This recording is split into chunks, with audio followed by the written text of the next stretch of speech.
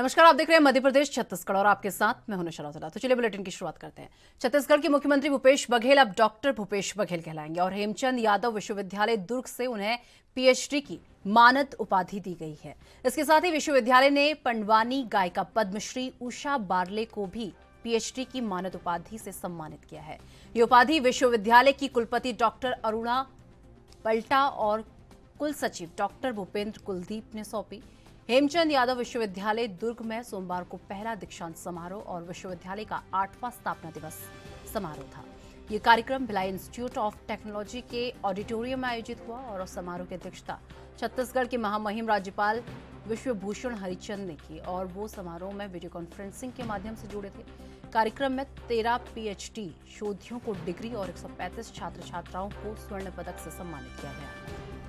समारोह में पर्यावरण संरक्षण व समाज कल्याण की दिशा में बेहतर कार्य करने के लिए भूपेश बघेल ने 74 वर्षों से कला की साधना करने वाली पद्मश्री उषा बारले को सम्मान में ये उपाधि दी।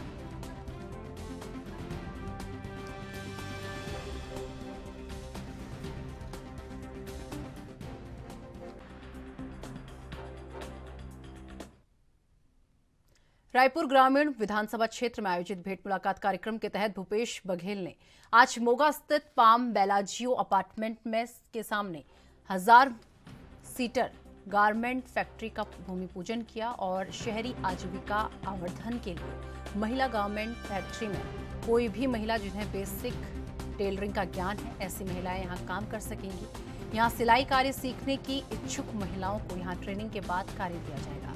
इसकी कुल लागत करीब 15 करोड़ रुपए होगी।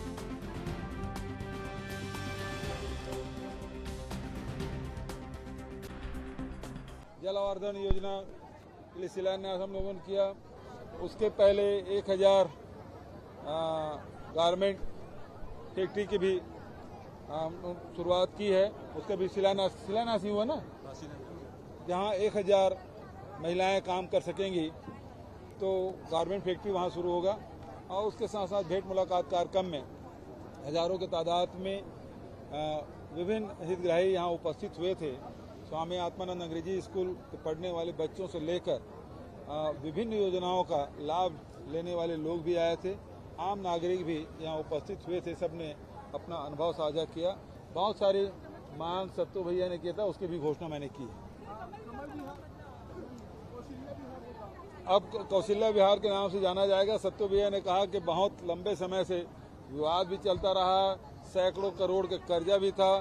हमारी सरकार ने उसको मेहनत करके जो 400-450 करोड़ का कर्जा था, अब घटा के 125 करोड़ में ले आए हैं। अब मैं समझता हूँ माता कौशल्या के नाम से नामकरण हो गया है, ये कर्जा भी छूट जाएगा और ये विकास के गति में तेजी आएगी। ये लेकिन आप लोग जो माता कौशल्या के नाम से नामकरण कर रहे हैं, महोत्सव कर रहे हैं, इससे बात का कुछ दिक्कत है। आज नारायण चंद्र जी ने कहा कि आप लोग अगर वाकई राम भक्तों को तो राम मंदिर जो अयोध्या में बन रहा था उसको बनने देते, उसका विरोध कीजिए। राम मंदिर वो भी नहीं बना रहे हैं, वो तो सुप्रीम कोर्ट के आदेश से बन रहा है। और राजीव जी ने पहले ही कहा था, सुप्रीम कोर्ट को जो भी आदेश, कोर्ट का जो भी आदेश होगा, 1 इंच इधर से उधर नहीं होगा, उसका पालन होगा। उस समय राजीव जी ने कहा था और हुआ यही। 20 साल पहले जो बोले थे वो सही साबित हो रहा है। और आज भी जो अयोध्या में मंदिर निर्माण हो रहा है तो सुप्रीम कोर्ट के निर्देश पे बन रहा है, उसका आदेश पे बन रहा है। भाजपा वाले नहीं बना रहे हैं, भाजपा वाले नहीं बना रहे हैं, वो ट्रस्ट बना रहे हैं। यूपी पुलिस सुमेश पाल हत्याकांड में शामिल कुख्यात अपराधी और 5 लाख के इनामी गुड्डू मुस्लिम की तलाश में जुटी हुई है। यूपी पुलिस को उसकी लास्ट लोकेशन ओडिशा और छत्तीसगढ़ में मिली है। वहीं जब इस बारे में छत्तीसगढ़ के सीएम भूपेश बघेल से पूछा गया तो उन्होंने कहा कि सबसे ज्यादा अपराधी तो उत्तर प्रदेश में है, जहां पुलिस संरक्षण में गोली मार दी गई। और छत्तीसगढ़ के दुर्ग में बोलते हुए भूपेश बघेल ने कहा कि अगर कोई अपराधी यहां छिपा हुआ है और छत्तीसगढ़ पुलिस के सहयोग से मांगेंगे तो हम बिल्कुल सहयोग करेंगे। और इसके साथ ही उन्होंने कहा कि उत्तर प्रदेश में सबसे ज्यादा अपराधी हैं, जहां पुलिस संरक्षण में पत्रकारों के बीच गोली मार दी गई। इससे बड़ी बात और क्या होगी। कानून व्यवस्था उत्तर प्रदेश में नहीं है।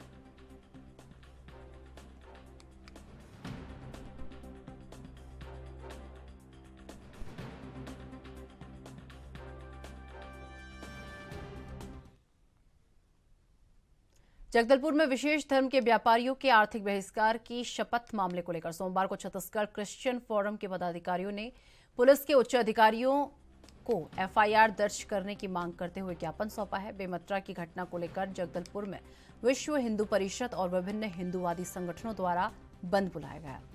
आमागुड़ा चौक में प्रदर्शन के दौरान हिंदूवादी संगठनों ने विषय धर्म के व्यापारियों का आर्थिक बहिष्कार करने की शपथ दिलवाई थी। इस मौके पर भारतीय जनता पार्टी के भी कई बड़े स्थानीय नेता मौजूद थे। इसको लेकर राजनीतिक बयानबाजियां भी हुई थी।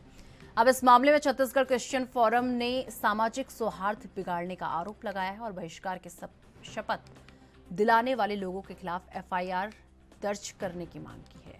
छत्तीसगढ़ क्रिश्चियन फोरम के अध्यक्ष अरुण पन्नालाल ने मामले को लेकर कहा कि आर्थिक बहिष्कार की शपथ लेना असंवैधानिक है।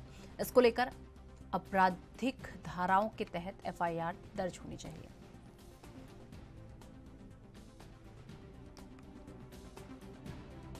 रहे हैं कि 10 तारीख को यहाँ एक शपथ ग्रहण समारोह हुआ गया था, जिसमें दो समाजों के विरुद्ध उनको बहिष्कार करने की बात की गई है। इसको हम मानते हैं असंवैधानिक नहीं, देश को बांटने वाली चीज़ें हैं और इससे देश बटेगा। समाज बटेंगे तो देश बटेगा और इस पर नकेल कसना जरूरी है। इसलिए हम आज इधर आए हैं कि यहाँ पे उसके विधिवत कार्रवाई, एफआईआर, पुलिस सब होना चाहिए। क्या मांग करते हैं? हमारी मांग है कि उनको, जितनों ने शपथ ली है, उनके ऊपर एफआईआर।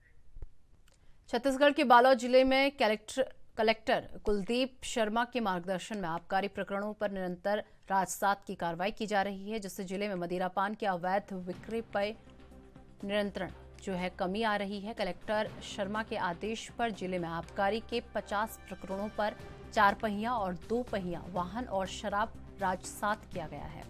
कलेक्टर द्वारा जिले का प्रभार लेने के साथ ही निरंतर ही आबकारी प्रकरणों पर कार्रवाई की जा रही है।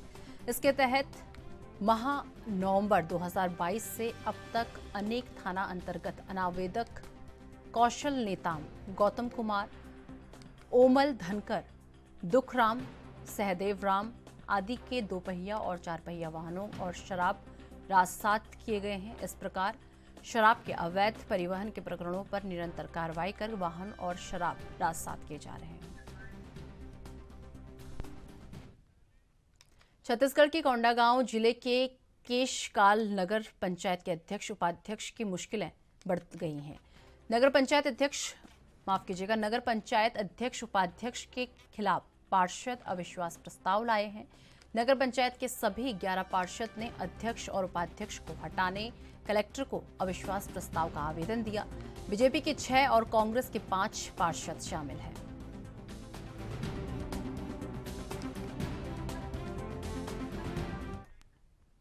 अखिल भारतीय कांग्रेस कमेटी द्वारा छत्तीसगढ़ प्रदेश के समस्त अनुसूचित जाति और अनुसूचित जनजाति आरक्षित विधानसभा सीटों के लिए लीडरशिप डेवलपमेंट मिशन की शुरुआत की गई है, जिसमें कि समन्वयक नियुक्त किए गए हैं। इसी क्रम में राजनांदगांव जिले का डोंगरगढ़ विधानसभा सीट भी अनुसूचित जाति आरक्षित है, जहां लीडर डेवलपमेंट मिशन के तहत राजेश गुप्ता को समन्वयक नियुक्त किया गया है। जहां नवनियुक्त समन्वयक राजेश गुप्ता आज डोंगरगढ़ पहुंचे और डोंगरगढ़ विधानसभा क्षेत्र के कांग्रेस कार्यकर्ताओं की बैठक ली और मीडिया से चर्चा की और एलडीएम समन्वयक की नियुक्ति के संबंध में जानकारी दी। डोंगरगढ़ आगमन का मेल उद्देश्य है, जो एलडीएम समन्वयक की जो नियुक्ति हुई है उस बारे में अपने ब्लॉक के अध्यक्षों के साथ में, शहर ग्रामीण अध्यक्षों के साथ में एक बैठक करके पार्टी की गतिविधियों के बारे में जानकारी देना। एलडीएम क्या है? एलडीएम का मेन उद्देश्य है लीडरशिप डेवलपमेंट मिशन के तहत एक राष्ट्रीय नेतृत्व मिशन के अंतर्गत लोगों को जन जन तक सामाजिक गतिविधियों को ध्यान में रखते हुए सामाजिक। छत्तीसगढ़ के रामनुगंज मुख्य मार्ग पर भारी जाम लगा और जाम के कारण कई छोटी बड़ी गाड़ियां फंसी हुई नजर आई। जानकारी के मुताबिक अंबिकापुर रामानुजगंज नेशनल हाईवे 343 पर वाहन के ब्रेकडाउन होने की वजह से ये जाम लगा है, जिससे जाम के सैकड़ों छोटी बड़ी गाड़ियां इसमें फंसी हुई दिख रही हैं, जिससे आने जाने वाले लोगों को काफी परेशानियों का सामना करना पड़ रहा है।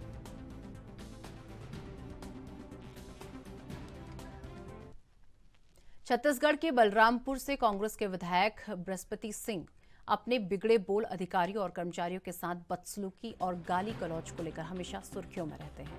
विधायक का फिर एक वीडियो वायरल हुआ है और आपको बता दें कि जिसमें विधायक अपने इलाके की विजयनगर पुलिस चौकी प्रभारी को फोन में स्पीकर ऑन करके ये कहते सुने जा रहे हैं कि 5 से 7 हजार रिश्वत लो और 50,000 रुपये रिश्वत लोगे तो ठीक नहीं है।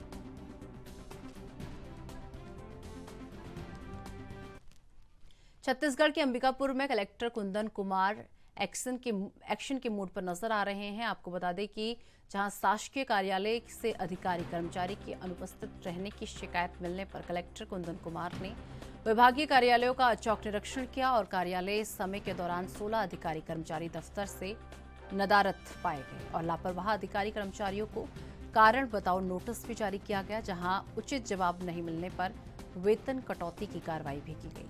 सभी अधिकारी कर्मचारियों को दफ्तर में रहने के लिए कलेक्टर ने निर्देश दिए और कलेक्टर कुंदन कुमार की कार्रवाई से अधिकारी कर्मचारियों में हड़कंप मच गया।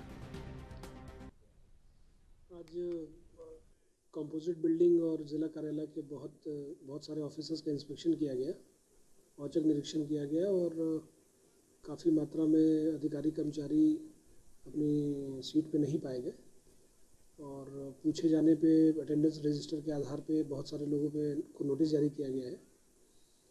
मुख्यालय दिवस सोमवार का होता है, ये भी समझाइश दी गई है सभी अधिकारी कर्मचारियों को कि मुख्यालय दिवस और कार्यालय दिवस सोमवार को कहीं पे भी कोई दौरा ना करे, बैठ के अपने कार्यालय में जो भी 2 दिनों की छुट्टी के बाद जो होता है कार्यालय का काम हो या बाहर के लोग मिलने वाले हों, जो जन उपयोगी कार्य है उसको करें। और इसके अलावा इंस्पेक्शन में बहुत ऑफिसेस पे भी हम लोगों को जब हम लोगों ने रजिस्टर को देखा तो कैश बुक और ये सब का संधारण नहीं हुआ था। 1 हफ्ते का समय दिया गया है सभी अधिकारियों कर्मचारियों को, समझाइश दी गई है कि अपने कार्यालय को व्यवस्थित कर लें, साफ़ सुथरा कर लें और अपने डॉक्यूमेंट्स को ठीक कर लें, जिससे कि जो भी बाहर के व्यक्ति आते हैं या जो भी बाहर के लोग आते हैं तो एक अच्छे ऑफिस की छवि जो है वो उनके सामने जाए, जिससे कि शासन प्रशासन की छवि अच्छी हो। इसके अलावा बहुत सारे कार्यालय में मैंने देखा कि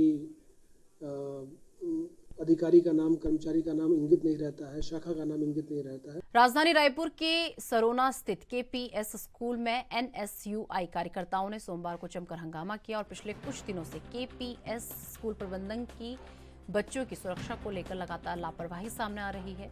बीते दिनों एक बच्ची केपीएस की चलती स्कूल वैन से गिर गई, जिसका सीसीटीवी वीडियो भी सामने आया था। और वहीं 2 दिन पहले सड्डू स्थित केपीएस स्कूल परिसर के गेट के बाहर 3 साल की बच्ची परिसर से बाहर निकलकर गुम हो गई थी। और वहीं इस पूरे मामले को लेकर एनएसयूआई ने कि जो प्रदर्शनकारियों ने प्रबंधन को जल्द व्यवस्था में सुधार लाने की मांग की। ऐसा नहीं होने पर स्कूल के सभी ब्रांचों में ताला जड़ने की चेतावनी दी है।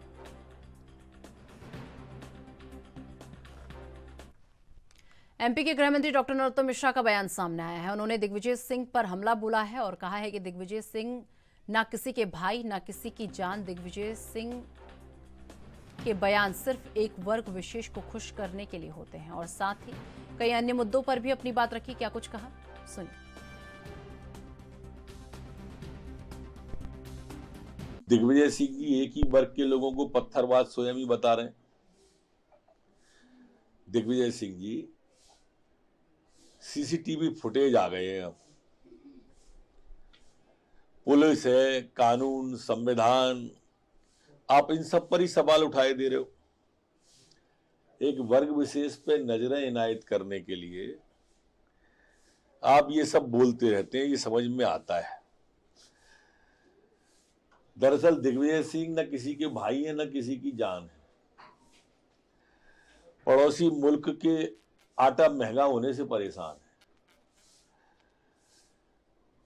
इनकी मनस्थिति पाकिस्तान में जो त्राहिमाम हो रहा है ना, उससे समझ में आती है और उसी से इनकी पीड़ा समझ में आती है कि ये कितने ज्यादा पीड़ित होके इस तरह। ममता दीदी ने मान ही ली कि भाजपा हीरो है। उन्होंने कहा हीरो से जीरो बनाना है, तो हीरो भाजपा है ये तो उन्होंने मान लिए। अब जहां तक बाकी के मामले हैं, अब पलटू राम जी बिहार के मुख्यमंत्री या जिन्होंने बंगाल को आग में झोंक दिया, ऐसी ममता दीदी, या हमारे उत्तर प्रदेश के अखिलेश यादव जी, ये सब तुष्टीकरण की राजनीति करने वाले लोग हैं और एक दूसरे के बाद में दूसरे के प्रदेश में इनका किसी का कोई आधार नहीं है। हवाई गठबंधन है, ये मतलब परिश्तों का गठबंधन है, इसलिए इसका कोई भी परिणाम आप नहीं देख पाओगे। देखो, जब इनको अवसर मिला तब इनने कुछ किया नहीं और विपक्ष में आते हैं तो जोर जोर से आवाज लगाने लगते हैं। जनता अब इन सबके ढोंग को समझ गई है। मध्य प्रदेश में निजी सुरक्षा एजेंसियों द्वारा नगद रोकड़ के परिवहन के लिए सरकार गाइडलाइन बनाने जा रही है। कैश का परिवहन विशेष रूप से डिजाइन की गई वैन में किया जा सकेगा और परिवहन के दौरान जीपीएस के माध्यम से निगरानी की जाएगी।